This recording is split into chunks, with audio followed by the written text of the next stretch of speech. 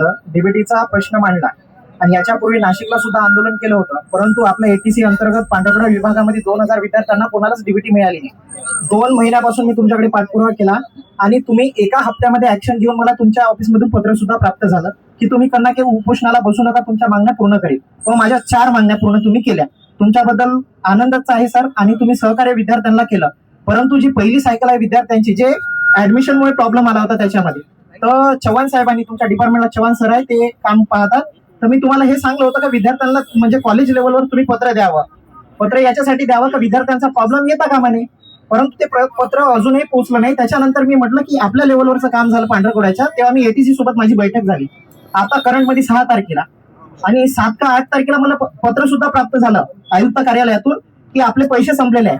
सरांनी म्हटलं की 22 कोटी आले तर आम्ही 22 मिनिटात वाटून देतो, तर 13 कोटीची मागणी आहे समथिंग, बरोबर सर? 4 विभागासाठी आपल्याला की 6 तारखेला त्यांना सुद्धा पत्र केलं, तुमच्या ऑफिसला सुद्धा पत्र आलं। तर मला म्हणायचं हे आहे की एका वर्षासाठी विद्यार्थ्यांना शिक्षणासाठी जो पैसा येतो, तो पैसा विद्यार्थ्याला वर्षामध्ये मिळत नसेल तर तो नंतर मिळून काय कामाचा सर? आणि तो पैसा अवेलेबल करून देणं मंत्र्याचं काम आहे सर। तुमच्या लेवलचं काम तर ओके आहे, परंतु मंत्री काय करतो तर हे आम्ही मांडावं कुठे?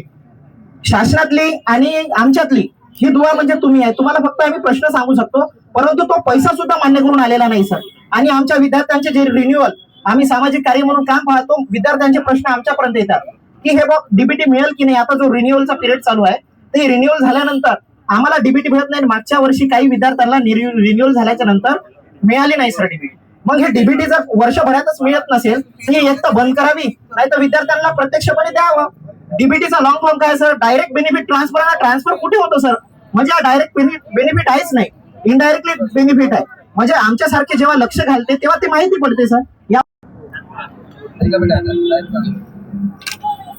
हा डीपीचे विषयामध्ये फर्स्टली जे लास्ट इयरचे जे काही पेंडिंग आहे तो आधी आम्ही फॉलोअप करून घेण्यासाठी आणि इंटेन्स फॉलोअप करतो आम्ही टीसी ऑफिसर सुद्धा आम्ही आणि एटीसी सरांची मी पर्सनली बोलतो आणि तिथे टीसी ऑफिसमध्ये पण जे कोणी आहेत त्यांच्याशी आणि मी पर्सनली बोलून फॉलोअप घेतलं। तर जे काय आहे ते लास्ट इयरचे जे आहे तो, आणि आता जे आपली सगळ्यांची जे डीबीटीची जे संपायची जे आहे डिमांड, त्याच्याबद्दल मी एकदा एक काम करतो की मी मंत्री महोदय आणि सेक्रेटरी सर आणि टीसी मॅडम यांना सांगून एकदा चर्चा करायला सांगतो याच्याबद्दल, क्योंकि ये जो स्तर की ये जो डिसिजन है तो माझ्या स्तरावर नाही आहे, बट मी सगळ्यांचे ॲज अ रिप्रेझेंटेटिव्ह मी यवतमाळ जिल्ह्याचे मी आणि मेतकर साहेब, तो दोन्ही प्रकल्प अधिकारी आम्ही त्यांना कळवणार है कि एग्जैक्टली आपका क्या प्रॉब्लम है, तो डीबीटी आपको क्यों कैंसिल करनी है, तो इसका हम फिर बाद में एक चर्चा या फिर बाद में क्या कर सकते हैं इसके बारे में एक मीटिंग के लिए फिर मैं सर को बोलता हूँ।